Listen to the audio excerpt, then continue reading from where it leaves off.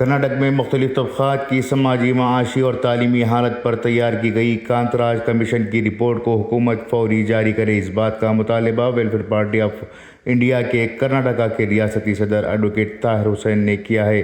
انہوں نے اس سلسلے میں بیان جاری کرتے ہوئے کہا ہے کہ ہماری ریاست میں ایسے بھی طبقات ہیں جو ابھی تک گرام پنچایت میں بھی نمائندگی نہیں کر پاتے۔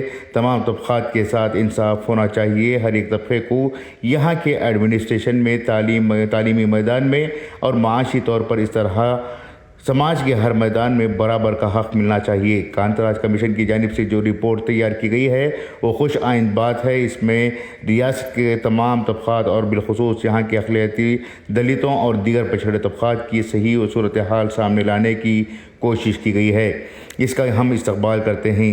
ایڈوکیٹ طاہر حسین نے مزید کہا کہ اس رپورٹ کو جاری کرنے کے بجائے مختلف بہانے بنا کر اس کو روک رکھا گیا ہے۔ حکومت کا یہ رویہ بالکل بھی مناسب نہیں ہے۔ چند لوگ اپنی سیاسی مفادات کو سامنے رکھ کر اس کی مخالفت کر رہے ہیں، جو کہ قابل مذمت ہے۔ عوام کے مسائل کو سامنے رکھتے ہوئے انہیں حل کرنے کی جانب توجہ دینا عوامی نمائندوں کی پہلی ترجیح ہونی ہے۔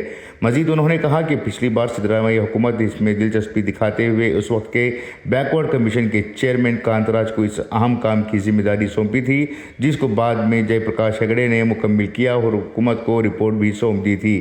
یہ رپورٹ 200 صفحات پر مشتمل ہے، جس میں تقریباً 1354 الگ الگ ذاتوں کی سنسس کی گئی ہے۔ 5.98 کروڑ لوگوں کو اس مردم شماری میں شامل کیا گیا۔ تقریباً 3.98 کروڑ لوگ دلتوں اور اقلیتوں کے تعلیمی، سماجی اور معاشی حالات کو اس رپورٹ میں قلم بند کیا گیا ہے۔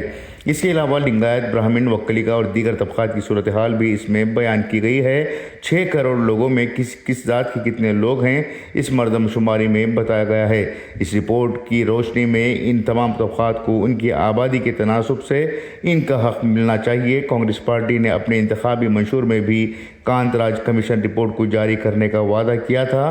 اب جبکہ پارٹی برسر اقتدار ہے تو حکومت کو چاہیے کہ جلد از جلد اس رپورٹ کو جاری کرے تاکہ تمام طبقات اس سے فائدہ حاصل کر سکیں۔